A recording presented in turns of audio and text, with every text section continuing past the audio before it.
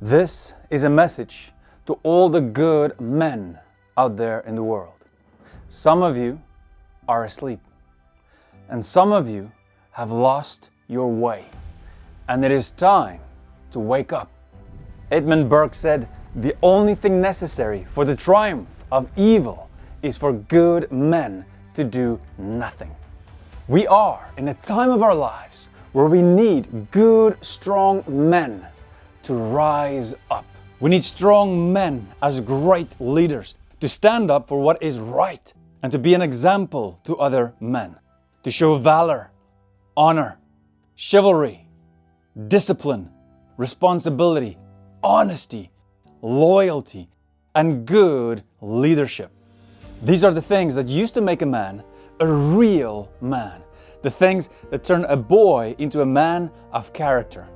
And we need it more than ever because evil is taking over the world, and we need to overcome evil with good.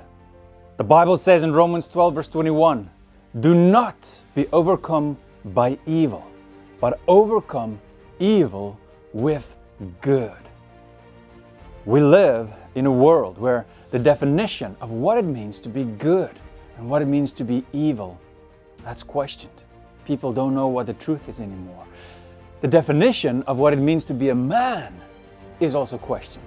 Men are told that they should be more feminine, that they should be less masculine, that they should not be leaders of their homes, and that there should be no difference between a woman and a man. A man and a woman are not the same. We are equal, yes, but our roles are different. There are things that women can do that we men cannot do, and that's okay. And there are things that we men can do that women cannot do, and that's okay. That is what makes us unique, different, and we should use those differences to help each other. Albert Einstein said, "Women always worry about the things that men forget, but men always worry about the things women remember." In my marriage, I always forget things, or not always, but a lot. So I forget my keys, or I forget my jacket.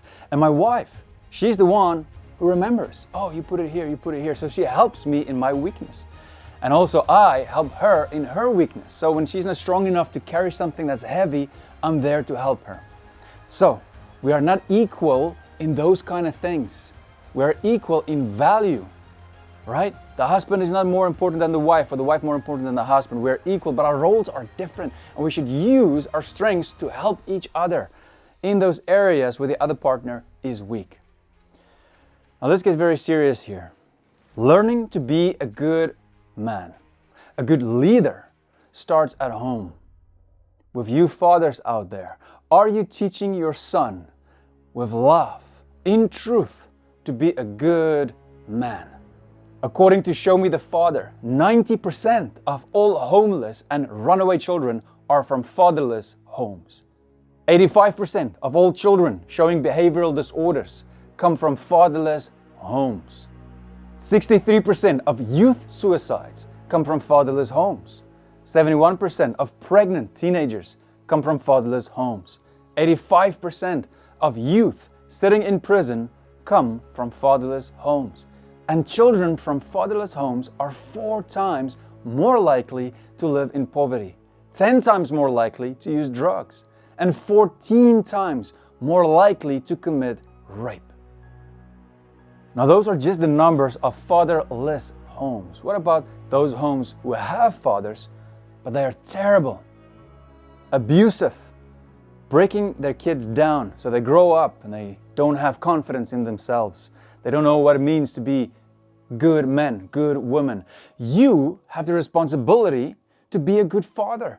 Take a hard look at yourself in the mirror and take this responsibility seriously.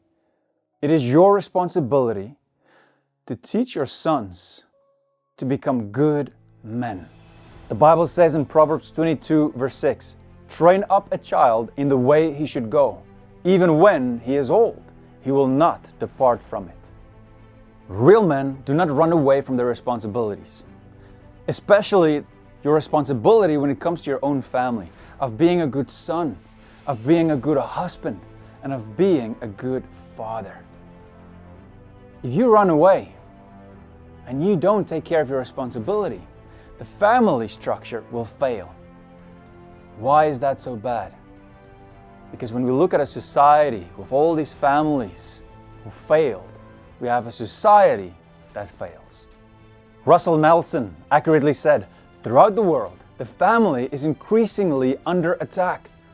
If families fail, many of our political, economic, and social systems will also fail. Now we say that the family is under attack. By whom? By evil itself, working behind the scenes through big corporations, governments, even those celebrities that you follow on social media, and even in school systems today. Look at what they're teaching your children. Good is now called evil, and evil is now called good. They want to change what they think is normal, which is not normal at all. Look at the men today, focused only on money, quick fixes. They're lazy, want to have things that they don't work for. They lie easily to get what they want. They care more about their outer appearance instead of improving their inner self. They just want to get in the pants of girls, seeing women as objects or even other men. Instead of respecting people, they are selfish, lovers of self, proud, arrogant, abusive, disobedient to parents, ungrateful, and they have no self-discipline or self-control over their emotions. And you can't say anything to them because it's all emotional. Oh, you hurt my feelings. They care more about emotions than they care about the truth. Your emotions should follow the truth. This is disgusting what people are doing today, what men have become.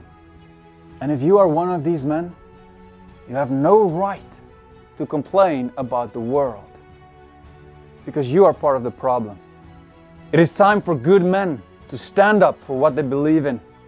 It is time for good leaders to stand up and lead with boldness, strength, and determination, but to do so in love, truth, humbleness, and wisdom. We need men of honor, integrity, men who can be trusted, looked up to, respected, men who lead others to become better, unselfish, courageous, strong, and bold. Men of faith who can be a light to those who live in this dark world. Men who believe in God and doing the right thing even when no one is looking. This is a type of man as being attacked today by evil through things like even cancel culture and of course fake media. Listen very carefully. The Bible says in Proverbs 10 verse 11, the mouth of the righteous is a fountain of life, but the mouth of the wicked conceals violence. And Proverbs 12 verse 5 says, the thoughts of the righteous are just, the counsels of the wicked are deceitful.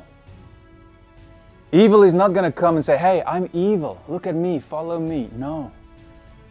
He's going to come and deceive people to try and show them, hey, this is something good, but behind it there's a hook. And that's exactly what they're doing with everything that's going on in the world. Brainwashing people. We need good men, good leaders to stand up, not tomorrow, not next week, today. If we do not stand up for our values, morals, good values and good morals, for what we believe in, then how can we live with ourselves? We can't. Light cannot be hidden under a basket. You put it on a stand so it lights the whole house so that everybody can live in truth. And here's the thing. The only thing that can stop you is fear. But the Bible says God has not given us a spirit of fear, but of power and love and self-control. A lot of men today should get a backbone. Courage, get courage. Make the decision to change for the better. Do not waste your life, but use it for good, to make a difference, to bring value in other people's lives, to change the world. You might be a diamond in the rough, someone who can be a great leader, but you might be too focused on your own selfish ambitions to make money, to get the best house and the best car. Okay, and once you have that, what then? Then you die, and it is all for nothing. You can receive the whole world, live for the world in your sinful flesh, and at the end, you die and lose your soul, because when you die, you will stand in front of God. And how will He judge you? Jesus said, I tell you, on the day of judgment, people will give account for every careless word they speak. You see, being a good man, a good leader, is not just about what you do, but it's about what you say. So what you say and what you do, those things together, what example is that to other people? Marshall Goldsmith said, those who lead by example and demonstrate a passion for what they do make it much easier for their followers to do the same. If you want to become a good leader, then it all starts with you. You need to change yourself. You need to be the change you want to see in the world, and then you'll be a great example to other people. And if you want a role model, someone to look up to, the perfect example of the perfect man, that's Jesus Christ when He walked on this earth. He was a good man, a good leader, and He led by serving others. Wayne Mack said, a leader is first and foremost a servant. His concern is not for himself. His concern is not to give orders, to boss other people around, to have his own way. His concern is to meet the needs of others. It is time to wake up, to rise up, and to make a change in this world. Good men, stop sleeping. Wake up, stand up. Use the time that you've been given effectively for the right things at the right time. Open up your eyes to the spiritual world and look at it through the Spirit. See the evil for what it is, and then overcome evil with good. And no one can do it for you. You have your own race on this earth to run. And on that road, there is a clock. Every day you wake up is a day closer to your death. Use the time that you have effectively.